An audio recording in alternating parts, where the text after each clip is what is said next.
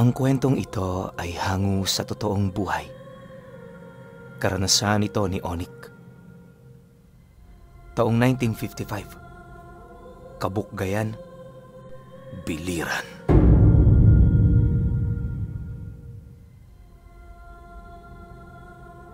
Isang dekada na ang lumipas magmula noong nagwakas ang ikalawang pandaigdigang digmaan.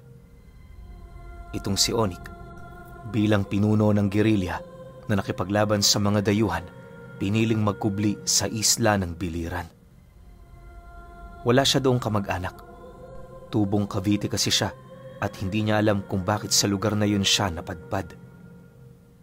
Gayunpaman, hindi na niya inisip pang bumalik sa kanila, lalo pat nasisiguro niya wala nang nabubuhay sa mga kadugo niya. Noong nasa kasagsagan kasi ng gera, bago siya umalis sa kanilang baryo, nasipat niya ang mga ito na pilit kinakaladkad papalayo ng mga dayuhang sundalo. Sa kasamaang palad, yun na ang huling pagkakataon na nasipat niya ang kanyang pamilya. Aminado rin siyang isa yun sa mga nag-udyok sa kanya upang maghangad siya na maging isang pinuno ng mga gerilya. Hindi naman naging madali sa kanyang makalikom ng sapat na tauhan sa kadahilanang ang mga tao noong mga oras na yon desperadong naghahanap ng mga grupong kanilang mapapasukan. Ayon kay Onik na sa 30 kataong nasa ilalim ng pamamahala niya, dadalawa lamang sa mga ito ang nasawi sa gera. Yung 28 bumalik na sa kani-kanilang pamilya matapos ang digmaang yon. Si Onik naman, naglakbay ng naglakbay hanggang sa hindi na niya namalayan pa na nakarating na pala siya sa isla ng Biliran. Magmula noon, nanirahan na siya doon ng payapa kasama ang mga taong unang beses niya lang ding nakilala. Noong una, hindi pa siya pinapansin ng mga ito, pero dahil sa galing niyang makisama, madali niyang nakuha ang puso at tiwala ng mga taong naninirahan sa lugar na yon. Hindi naglaon, itinuring na siya nitong kababayan sa kabila ng kawalan nila ng ideya ukol sa lugar na pinagmula ni Onik. Ang tanging mahalaga lang kasi sa mga ito, wala siyang masamang bahid ng presensya sa katawan. Kung hindi niyo kasi na itatanong, karamihan sa mga taong naninirahan sa lugar na yon, purong mga antingero at albularyo. Bibihira lang doon ang mga pangkaraniwang tao, kaya na may madalas ka lang doong makakabalita ng mga taong nagkakasakit o hindi naman kaya'y inaaswang. Isa din yun sa mga dahilan kung bakit madaling natanggap ng mga taga-baryo itong si Onik. Kagaya kasi ng mga naninirahan dito, nakahiligan na rin niyang mag-ipon ng mga karga mula pa noong napasabak siya sa gera. Sa kabila ng kanyang pananampalataya, isa yon sa mga pinanghahawakan niyang gamit upang hindi siya mapanghinaan ng loob sa kahit na anong uri ng labanan. Pagtatapat pa ni Onik na maraming beses na rin siya nitong nailigtas sa tiyak na kamatayan. Kagaya ng mga pangkaraniwang antingero, simpleng gamit lang din ang kanyang tinatangan. Ang isa sa mga ito ay ang medalyong nakuha niya sa bibig ng sawa sa araw mismo ng Biyernes Santo. Naniniwala siya, proteksyon niya yon sa mga mapaminsalang armas na gawa ng tao. Walang simbolo ang medalyong yon. Ayon sa paglalarawan dito ni Onik, kasing laki lang yon ng 1 pisong barya na kiniskis sa bato hanggang sa mabura ang mga nakaukit dito. Bagaman blanco, nararamdaman niya malakas ang naibibigay nitong puder sa kanyang katawan. Kalakip din ng medalyong yon ay ang 2 mutya na palagi niyang tinatangan. Isa sa mga ito ay ang ngipin ng kalabaw na ibinaon niya sa kanyang pulso. Ang isa naman, ang pulang bato ng dignum na ginawa niyang tampok sa singsing niyang halos hindi na matanggal-tanggal sa kanyang daliri. Ayon kay Onik, na magmula noong nakuha niya ito, hindi niya na yon inialis sa kanyang kamay. Sa kanyang pagtanda, unti-unti naman yung sumisikip hanggang sa hindi naglaon, tuluyan na yung bumaon sa kanyang balat. Subalit kahit gano'n na ang nangyari sa kanyang daliri, milagrosong hindi ito nangitim o nagkaroon ng nana. Wala rin siyang naramdamang sakit na maaaring maidulot mula sa unti-unti nitong pagsikip. Upang hindi rin yun maging takaw atensyon sa mga taong nakakakita nito, palagi yung nilalagyan ni Onik ng bendang puti. Kusa niya lamang yung inilalabas sa mga sandaling meron siyang kahaharaping kalaban. Bahala na kayo kung maniwala kayo, pero ang kakayahan ng pulang bato ng Dignum ay ang paghawi ng hangin. Lahat ng sandatang tatama sa kanya, kusa yung lilihis, buhat sa puwersang palaging pumapalibot sa kanyang katawan. Kaya ring yumupi ni Onik ng kahit na anong klase ng sandata nang hindi man lang yon nahahawakan. Naniniwala rin siya, wala ni isang mutya ang may kakayahang bumasag ng ganoong abilidad.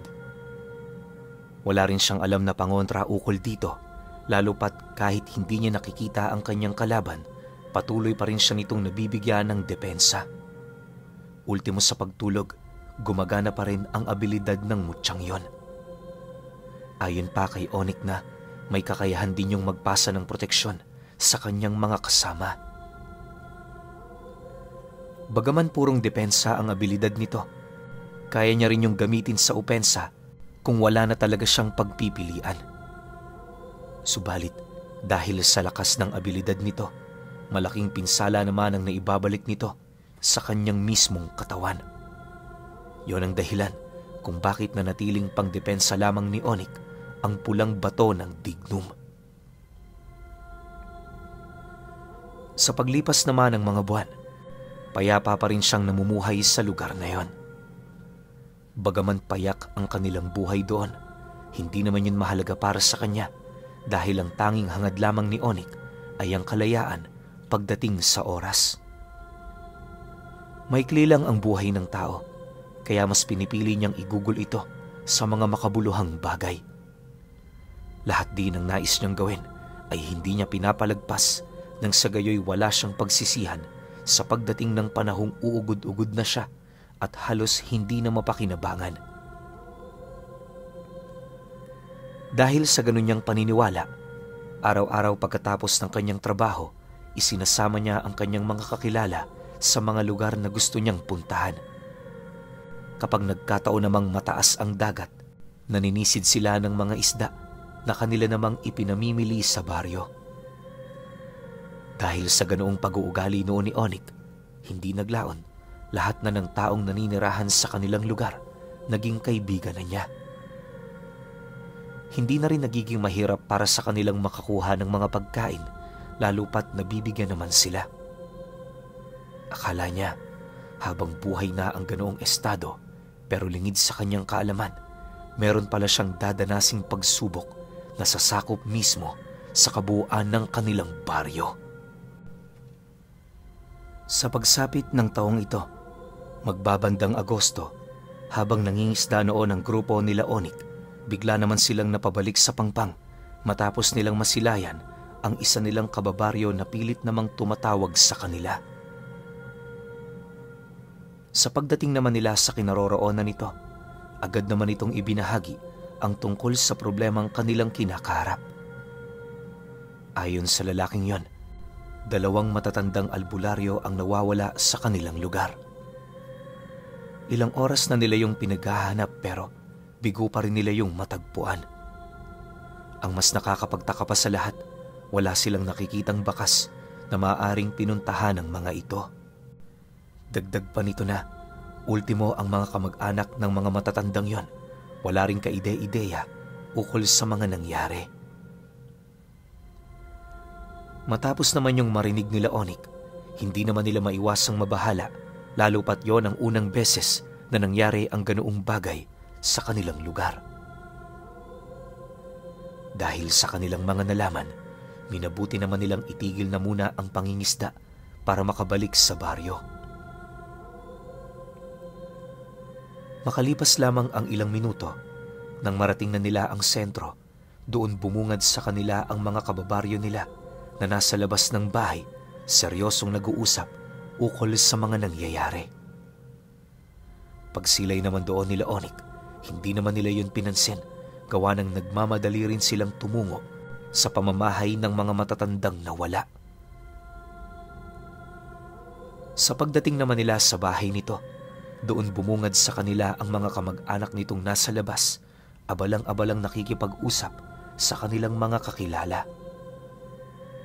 Pagsilay naman ng panganay na anak ng matandang nawawala, nagmamadali naman yung lumapit habang nanlulumong nagwiwika sa kanya ng,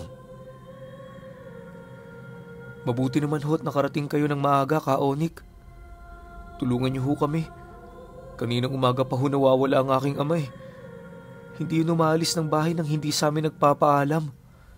Duda ko ho, merong masamang nangyari sa kanya."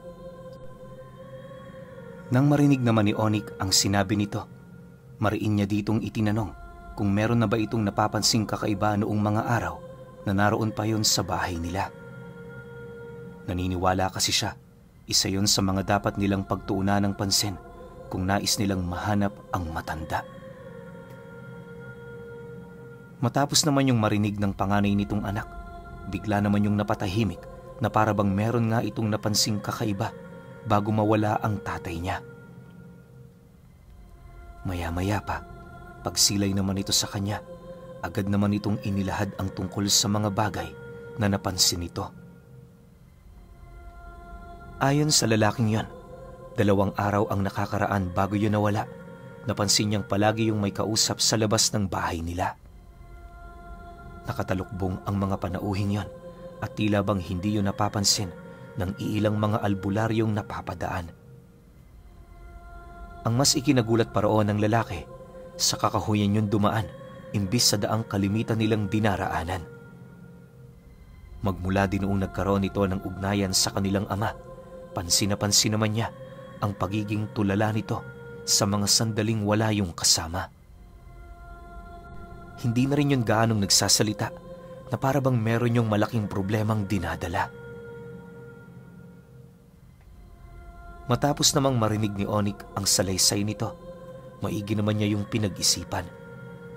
Naniniwala siya, isa yun sa mga bagay na kinakailangan nilang pagtuunan ng pansin. Makalipas pa ang ilang minuto, minabuti naman niyang maglibot sa lugar upang maghanap ng mga senyales na maaaring makapagbigay ng kasagutan sa misteryong bumabalot ukol sa pagkawala ng 2 matanda.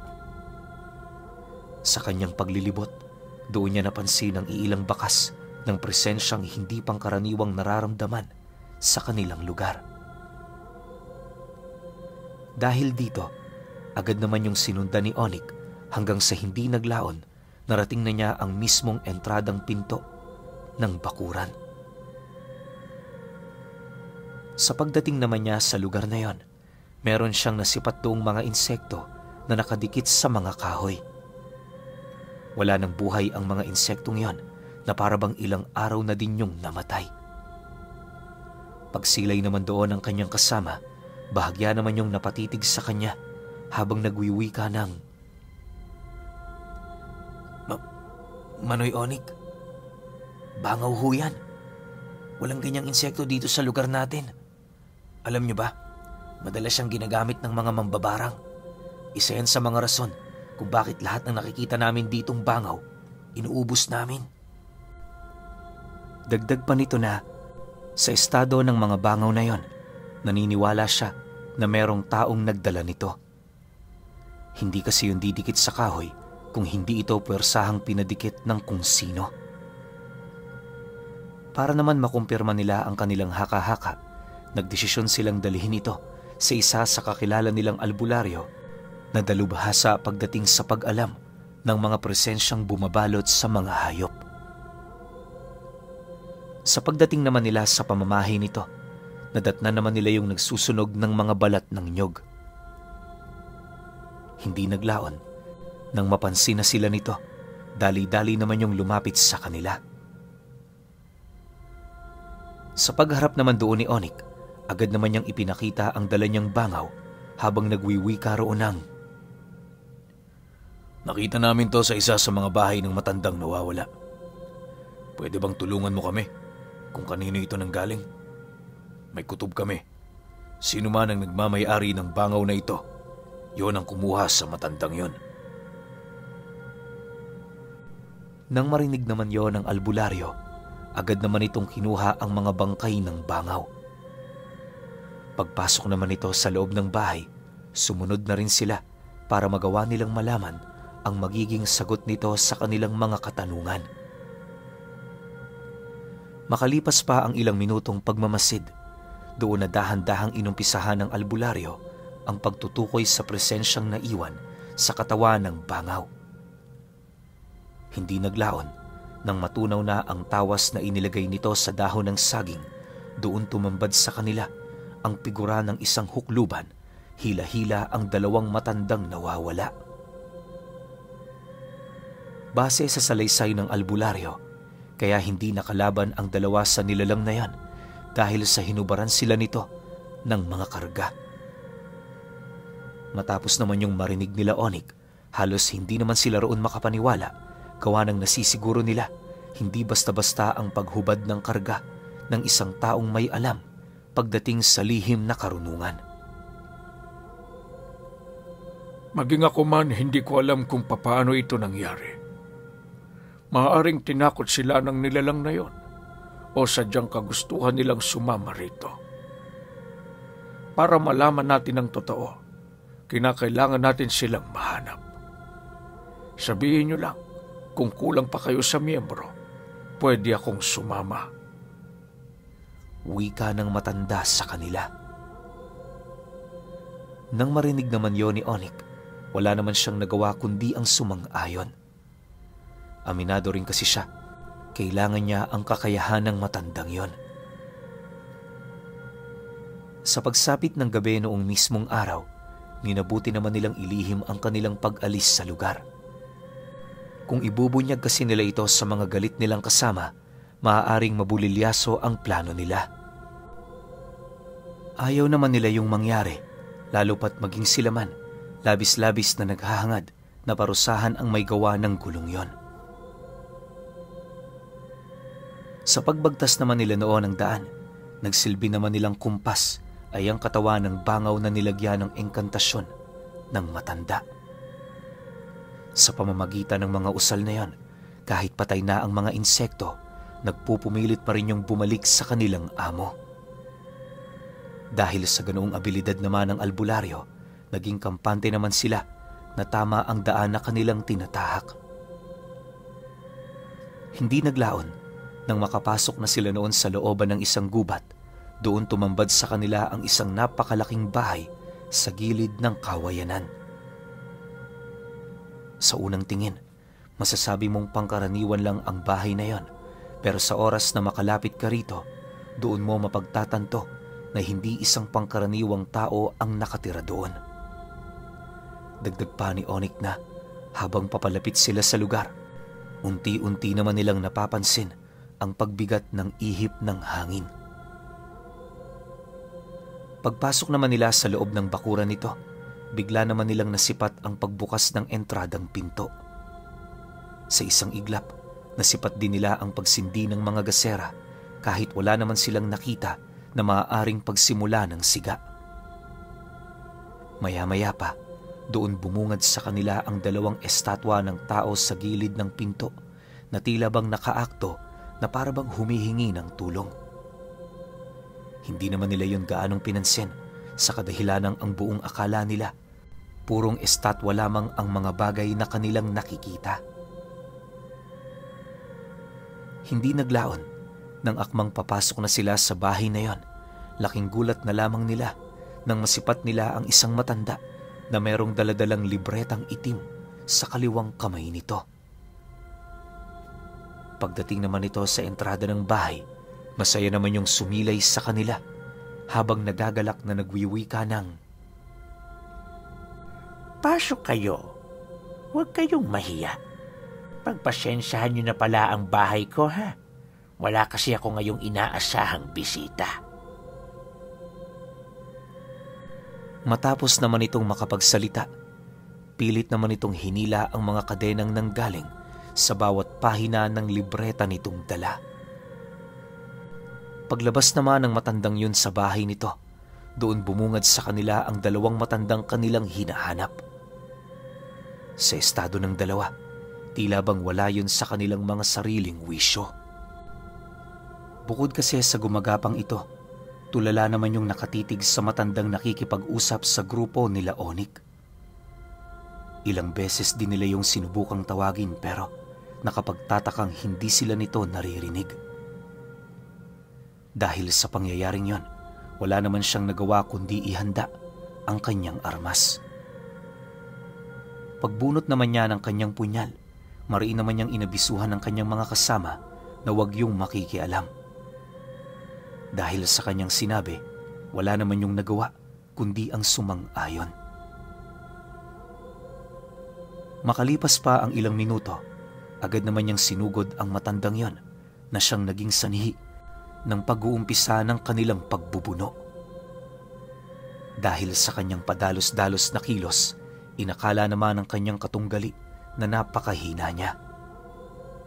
Imbis na makipaglaban din yun sa kanya, pilit naman yung umiilag na parabang sinasabi nito, hindi siya ang tipo ng katunggali na kinakailangan nitong pag-aksayahan ng oras. Subalit makalipas pa ang ilang minuto nilang pagbubuno, laking gulat na lamang ng matandang yon nang mapansin itong nakakahabol na sa kanya, itong si Onik. Sa pagsalag naman ito sa kanyang pag-atake, napasigaw lang naman yon ng napakalakas matapos nitong makita ang pagkalagas ng kanyang kaliwang braso. Dahil sa pangyayaring yon, bigla namang umangil ang matanda habang mabilis na nagpapalit anyo. Pagsilay naman ni Onik na meron pala yung dugo ng aswang, napangisi lang naman siya habang nagwiwika roon ng, Kaya pala mataas ang iyong kumpiyansang makipaglaban dahil sa aswang ka. Huwag kang mag-alala, tanda. Babasagin ko yung pananaw mong hindi angkop sa iyong lakas. Kasabay ng pagwika ni Onik ay ang pagbibigay naman niya ng partida sa nilalang na yon. Pagsilay niya kasing papasunggab na ito, pilit naman niya yung sinalag gamit ang kanyang sariling katawan. Dahil sa kanyang ginawa, umatunga lang naman ng malakas ang matanda sa paniniwalang yun na ang magiging katapusan niya. Subalit, bago pa man lumapat ang matatalas nitong kuko sa kanyang balat, laking gulat na lamang nito nang bigla yung mahawi ng kung anong puwersa. Hindi naglaon, nasipat na lamang ng nilalang na yon na nagkandabali-bali na ang kanyang mga buto sa kamay. Gayunpaman, sa kabila ng mga pangyayari, sinubukan pa rin itong makipaglaban hanggang sa dumating ang puntong napuno na ng nilalang ang pasensya ni Onik. Sa paglapit naman niya sa kinaroroonan nito, bigla naman niyang hinampas ng kanyang kamay ang ere na siyang naging sanhi upang maramdaman ng nilalang na yon ang epekto ng abilidad ng pulang bato ng dignum. Sa tulong din ng lakas na ibinigay ng ngipin ng kalabaw, parang bulang naglaho ang matanda buhat sa ganoong kalakas na pag-atake. Sa isang iglap, nasipat na lamang yon ang kanyang mga kasama na lasug-lasug na ang buong katawan. Hindi na rin yun humihinga dahil bago pa man yun bumagsak sa lupa, mabilis na yung nawala ng buhay. Sa pagkamatay ng matanda, bigla namang nilamon ng apoy ang libretang hawak nito na siyang naging sanhi upang mawala na rin ang kadena na nakakonekta sa leeg ng matandang hinahanap nila. Matapos ang mga pangyayaring yon, agad namang bumalik ang wisyo ng dalawa na halos wala namang kaide-ideya ukol sa mga nangyari. Ayon sa mga ito, na sa abot ng kanilang maaalala, inalok lang sila ng matandang yon ng produkto nitong dala. Magmula noon, para bang natulog na sila ng matagal na panahon. Dagdag pa ng mga ito na wala nga silang kaide-ideya kung bakit sila napadpad sa ganoong lugar. Ilang oras pa ang lumipas napansin naman nila ang dahan-dahang paglaho ng bahay. Sa pagkawala nito, yun naman ang naging hudyat ng kanilang grupo para bumalik na sa baryo. Kinaumagahan, lahat ay natuwa buhat sa pagbalik ng dalawa. Magmula din noon, naging bihilante na ang bawat isa sa kanila upang maiwasan na maulit ang ganoong kaganapan. Ilang taon pa ang lumipas, napilitan ng umalis si Onyx sa isla ng Biliran. Meron kasi siyang natanggap na ulat na meron pa siyang mga kadugong na natiling buhay sa lupaing kanyang nilisan. Ayon sa kanya na, marami siyang dinaanang pagsubok makabalik lamang sa lugar nila. Pero alam niyo, Pinuno, sa kabila ng mga karanasan noon ni Onyx, labis-labis pa rin siyang nagpapasalamat sa baryong kumupkop at nag-alaga sa kanya. Alam niya sa kanyang sarili na kahit malayo siya sa mga ito, hindi siya nito malilimot-limutan. Magpahanggang sa ngayon, kahit matagal nang yumao itong si Onyx, nanatili pa ring sariwa sa alaala ng mga anak niya ang tungkol sa kanyang istorya, lalong-lalo na ang mga parte nitong merong kaugnayan sa tangan niyang pulang bato ng Dignum.